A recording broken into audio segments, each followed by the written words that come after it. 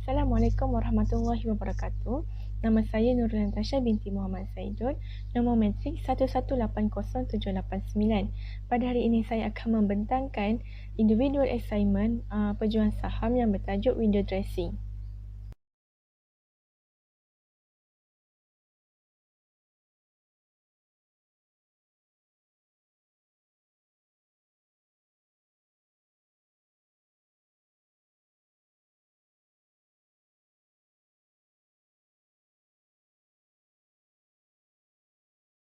Seterusnya kita masuk kepada topik pengenalan window dressing. Okey, pernah dengar tak istilah window dressing? Jadi, window dressing ni dia cukup sinonim kepada mereka yang terlibat dalam pasaran saham dan katanya berlaku 2 kali setahun sama ada kita sedar ataupun tidak. Sebagai contoh, kita mahu kelihatan cantik kan?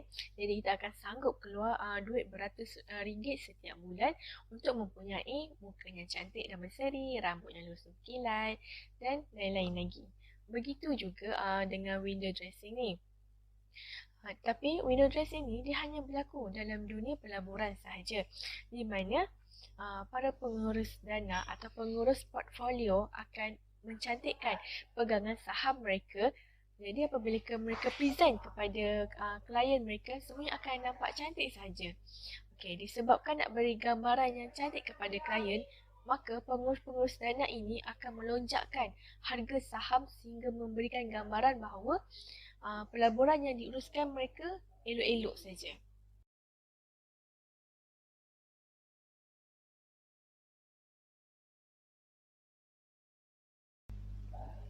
Okey, namun terdapat juga syarikat yang menutup penyata kewangannya yang berakhir pada bulan Mac, bulan Jun, bulan September atau bulan Disember. Tetapi majoriti kebanyakan syarikat menutup penyata kewangan mereka pada pertengahan tahun ataupun akhir tahun bulan Disember.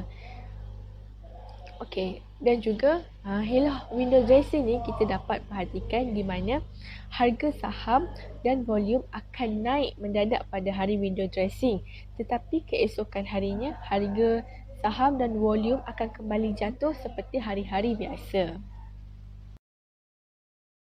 Seterusnya kita masuk kepada topik macam mana caranya window dressing itu boleh berlaku.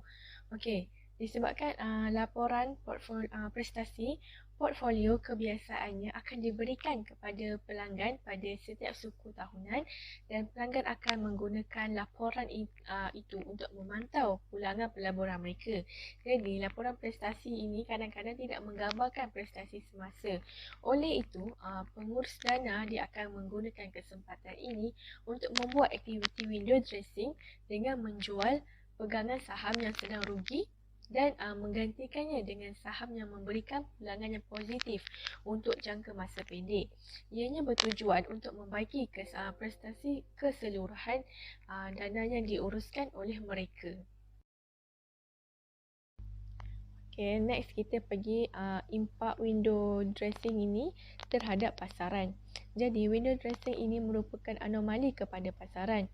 Oleh itu, terdapat saham-saham yang bergerak luar daripada kebiasaannya dan sedikit sebanyak akan mengganggu pasaran, terutamanya kepada pelabur runcit. Kerana harga saham akan berubah secara mendadak. Contohnya, pada hari window dressing itu, harga akan naik. Tetapi keesokan harinya, harga saham itu akan jatuh. Jadi dia akan mengganggu sedikit pasaran pelaburan saham. Okey, seterusnya kaitan window dressing, anomali dan January effect.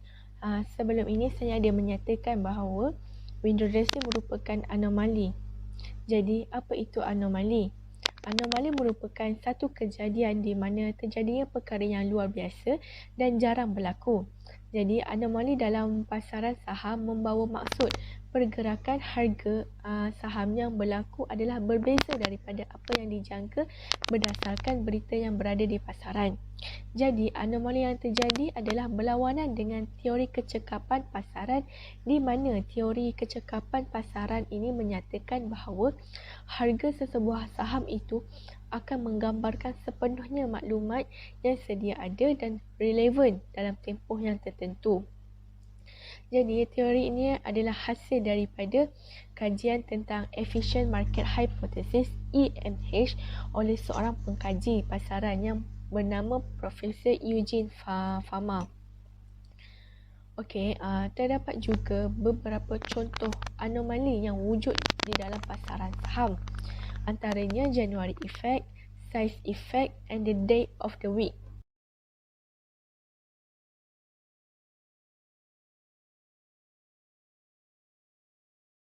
Jadi, jenis anomali yang sering dikaitkan dengan window dressing adalah January Effect. Okey, tetapi January Effect ini hanyalah sekadar teori di mana terjadi sesuatu harga saham yang mempunyai prestasi yang kurang baik pada suku keempat setiap tahun akan mempunyai prestasi yang memberangsangkan pada bulan Januari. Okey, di antara sebab January Effect ini berlaku adalah untuk mengurangkan beban cukai pelabur.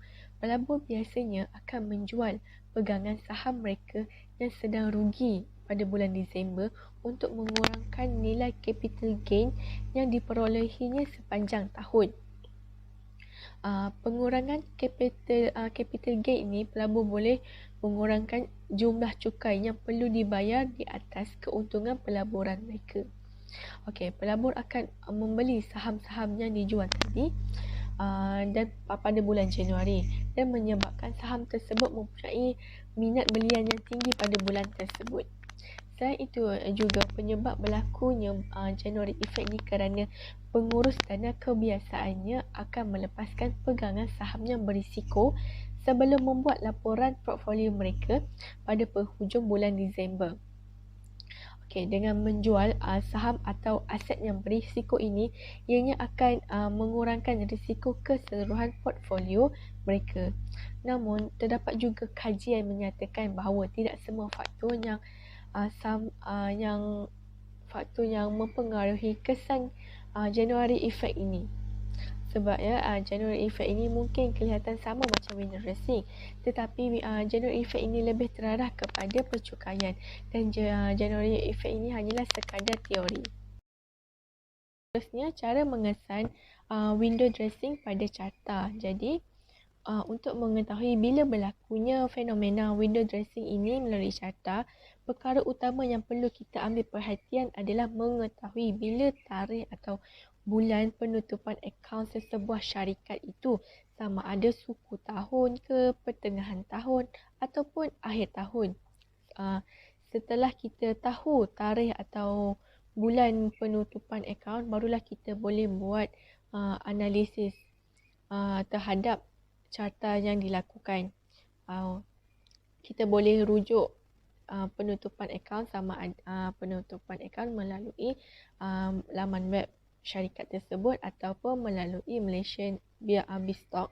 Jadi, seperti yang saya beritahu sebelum ini, tidak semestinya window dressing itu berlaku pertengahan tahun ataupun akhir tahun, tetapi semuanya bergantung kepada syarikat tersebut bilakah mereka akan menutup akaun penyata kewangan.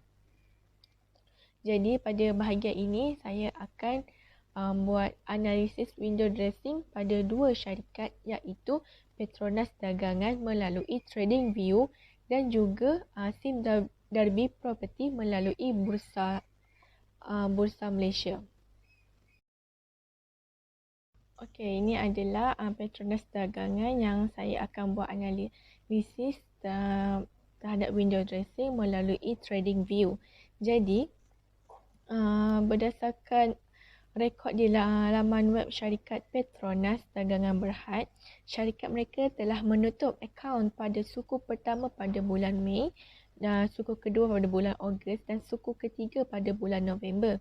Namun, akaun pada suku pertama pada bulan Mei, iaitu pada hari Jumaat 29 Mei tahun 2020 telah berlakunya window dressing kerana kenaikan harga yang tinggi dengan volume yang sangat banyak. Okey, ini adalah gambaran menyeluruh carta Petronas Dagangan pada hari berlakunya window dressing. Kita boleh melihat candlestick pada 29 Mei 2020 telah mengalami kenaikan yang sangat ketara berbanding hari-hari yang biasa.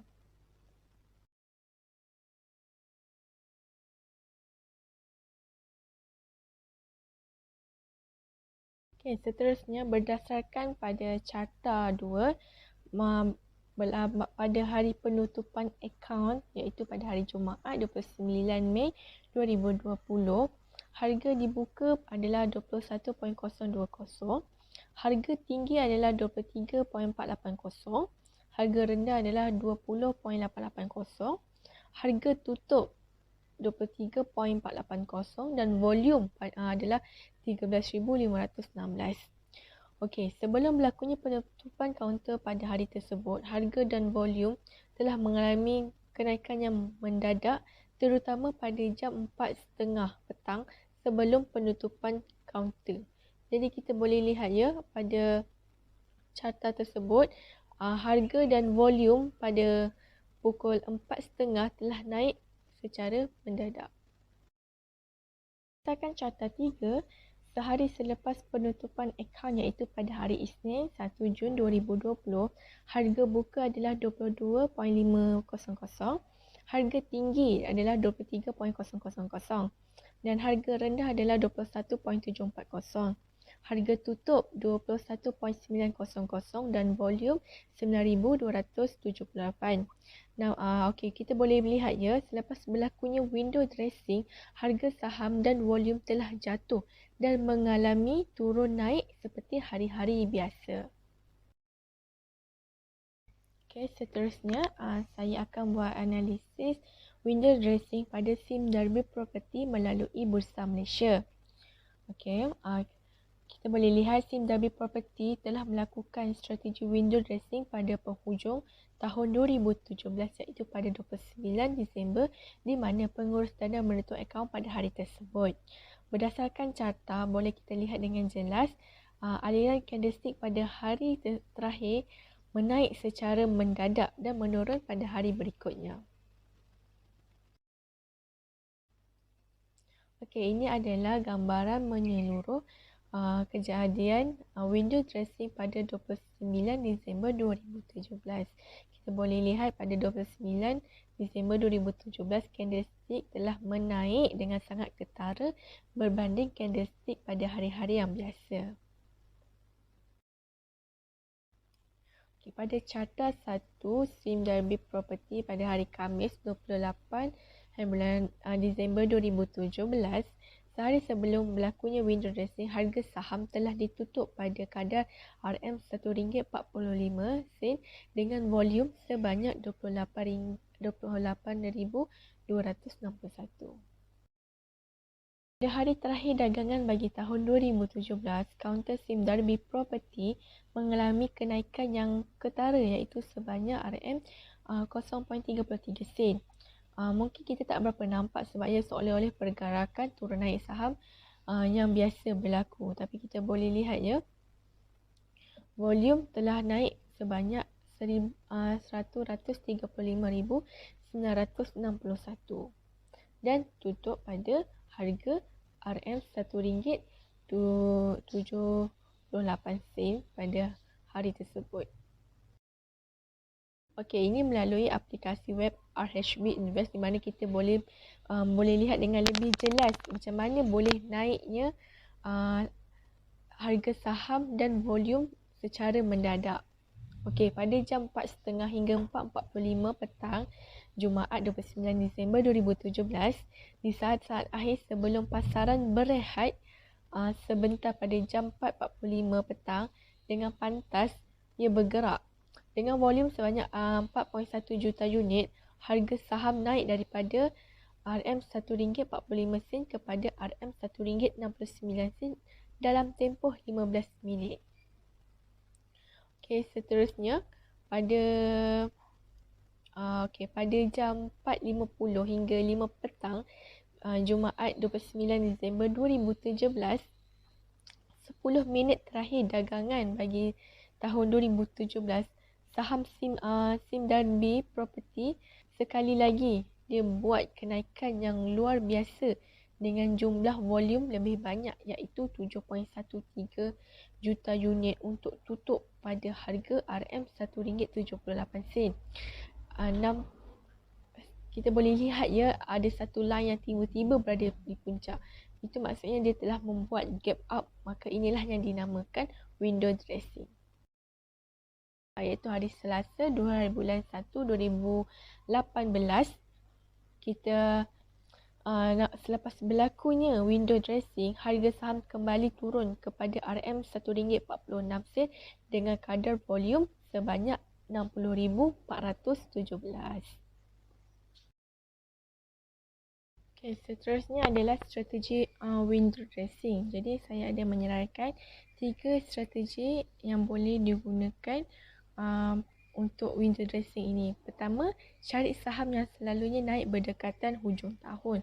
Sebab dengan pertambahan harga dan volume, pedagang akan cuba turut serta membeli saham-saham tersebut.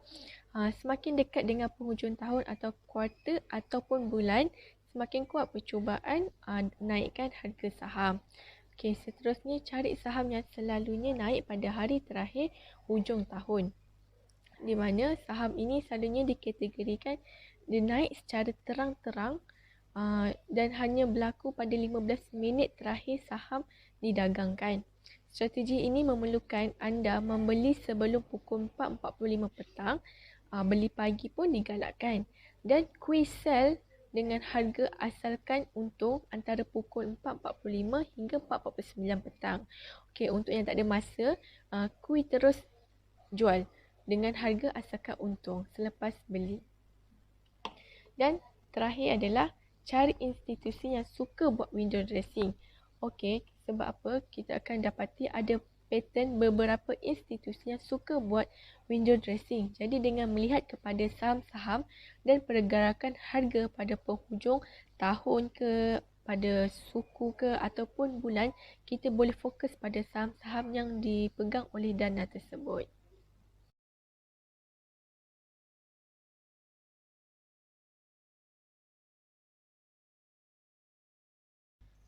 Okey, yang terakhir adalah kesimpulan. Jadi kita boleh simpulkan kat sini bahawa window dressing ni memang bukan satu strategi lah untuk yang sering digunakan oleh pengurus dana supaya nak cantikkan penyata kewangan mereka sebelum mereka mempersembahkan kepada klien-klien mereka. Okay, seterusnya memang kita tak nafikan memang window dressing memang wujud kat Bursa Malaysia.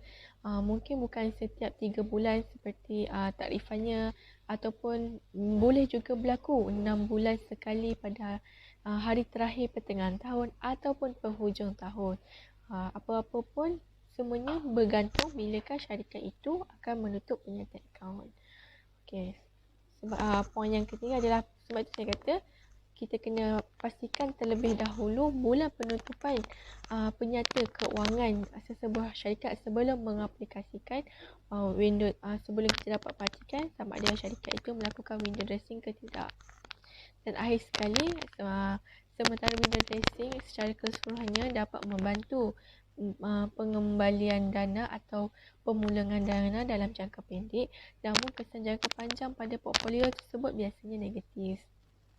Yang saya cakap, maybe lah harga saham pada hari berlakunya window dressing itu akan menaik, tetapi hari seterusnya boleh berlakunya kerugian kerana selalunya selepas berlakunya window dressing, harga dan volume saham akan jatuh.